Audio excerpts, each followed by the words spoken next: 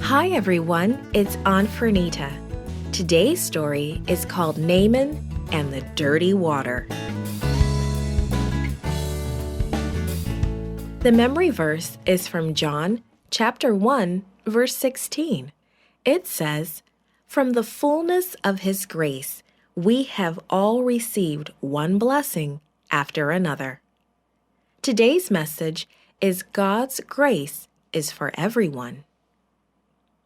Can you do something for me? Can you touch your elbows? Now, I'd like for you to rub your index fingers together. Which could you feel more? Your elbow or your index fingers?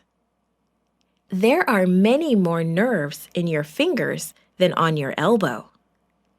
God gave us special nerves to help us know when we touch something hot or cold, hard, soft, or painful. People who have leprosy lose the ability to feel those things. Here's what happened to one man who had leprosy. Naaman was the commander of the army of Aram, that's Syria. He was famous for winning battles, and he was a close friend of the king. One day, this warrior got very sick. His skin began to dry up, it turned white, and began to fall off. And he was losing some of his ability to feel things. Naaman had leprosy, a disease no doctor could cure. A young Israelite girl worked for Naaman's wife. She was a captive from one of Aram's raids against Israel. The girl now lived far away from home, among Israel's enemies. But she had not forgotten the great things God had done for Israel.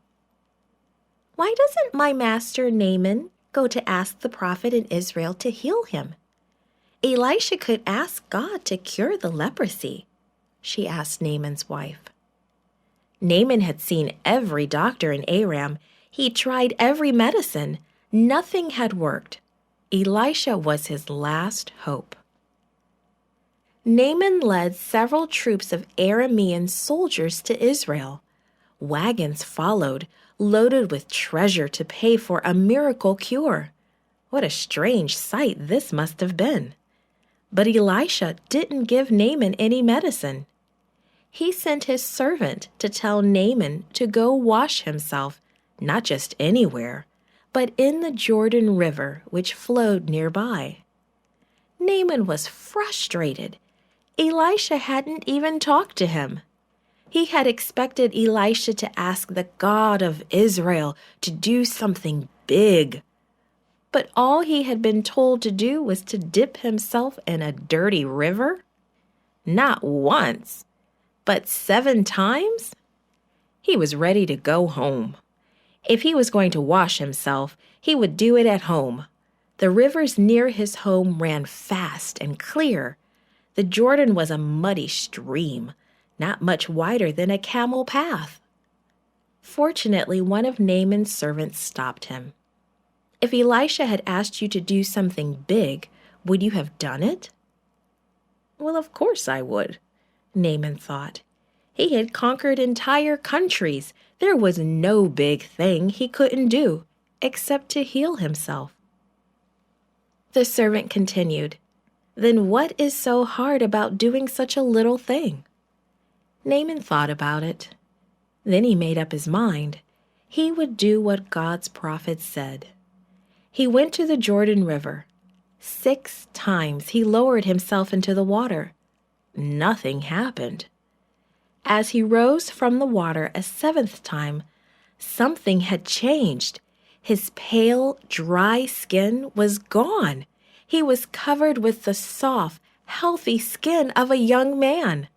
Not only was he changed outside, Naaman had also changed inside. "I know that the God of Israel is the only true God," he said. Only the love of God could make a captive servant girl be kind to her captors. Only the power of God could work miracles through the prophet Elisha. Only God's grace could heal a foreign warrior of his sickness. God wants to give his gifts of grace to everyone, including you.